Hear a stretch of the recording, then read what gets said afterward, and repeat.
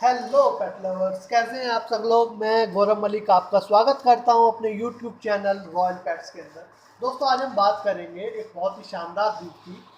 लेकिन उससे पहले आप मेरे चैनल को लाइक करें, सब्सक्राइब करें और शेयर करें ताकि मैं आपको आगे भी ऐसी ऐसी जानकारियाँ देता रहूँ।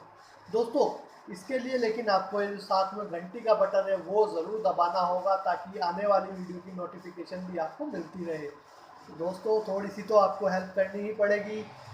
तो चलिए शुरू करते हैं। जिस ब्रीड की मैं बात कर रहा हूँ वो ब्रीड है डाबरमैन। डाबरमैन आपने देखा होगा पुरानी पिक्चरों में जो पुलिस वाले लेके रखते थे, पतले पतले से लंबे से डॉग्स जिनकी पूंछ कटी होती थी, वो होता है डाबरमैन। बहुत ही रॉयल ब्रीड है, बहुत ही लॉयल ब्रीड है।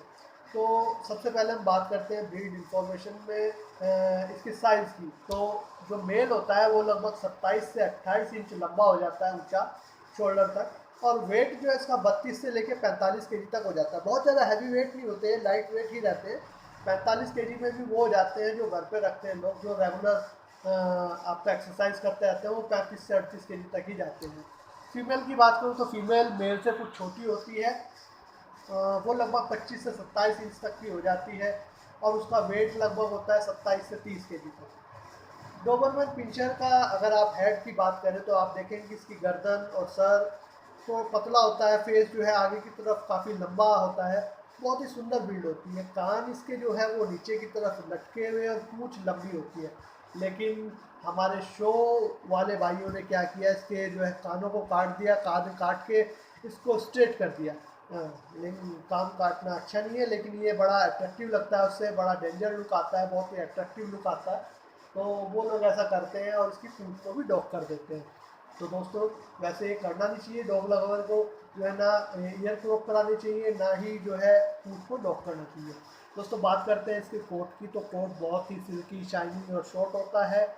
मिनिमल रिक्वायरमेंट होती है इसको ग्रूमिंग की। और डोबरमैन आपका बहुत ही अच्छा साथी होता है और ये आपको 10 से 12 साल तक ये आराम से जीता है। तो आप अच्छे से इस डॉग को रख सकते हैं। बहुत ही अच्छा डॉग होता है ये।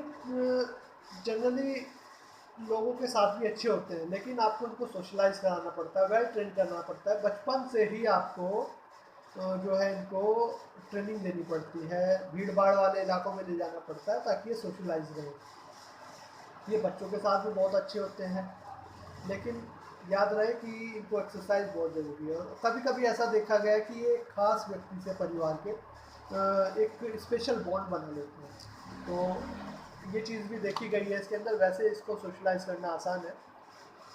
ये डबरमैन पिंचर जो है बहुत ही पावरफुल एनर्जेटिक डॉग्स है और इसको बहुत ही ज़्यादा नीड होती है एक्सरसाइज की। If they are not exercised, they are more likely to become irritable और and aggressive। तो इस बात का आपको ध्यान रखना है, इसको रेगुलर एक्सरसाइज करानी है, नहीं तो ये एग्रेसिव भी हो सकता है। और ये आसानी से एक अपार्टमेंट में रह सकता है, लेकिन आपको इसको एक्सरसाइज करानी पड़ेगी। ठीक है दोस्तों, अब बात करते हैं हम जो है ये बहुत ही अच्छा फैमिली प्रोटेक्टर डॉग होता है। अगर आप उसको वेल ट्रेन करके रखते हैं, लोगों के साथ मिला के रखते हैं, तो भी ये बहुत ही अच्छे से अपनी जो इसके खून के अंदर गार्डनिंग वाली चीज़ें होती हैं उसको दिखाता है। यदि कोई चोर वोर इसको ऐसा लगता है तो ये बहुत ही एकदम एक्टिव हो जाता है। और जो एक्सपर्ट्स हैं वो इसको गार्डनिंग के लिए ही प्रोवाइड करते हैं। जो है ये गार्डनिंग और एग्रेशन के लिए ही जाना जाता है। अब बात कर लेते हैं इसकी हिस्ट्री की। तो एक जो जर्मन व्यक्ति थे लुइस डॉबरमैन, उनको इसका क्रेडिट जाता है कि उन्होंने इस ब्रीड को डेवलप किया लगभग लेट 80s। वो एक टैक्स कलेक्टर थे और वो चाहते थे कि कोई अच्छा गार्ड डॉग है जो उनके साथ रहे ताकि उनके पैसे वैसे की चोरी ना होता है।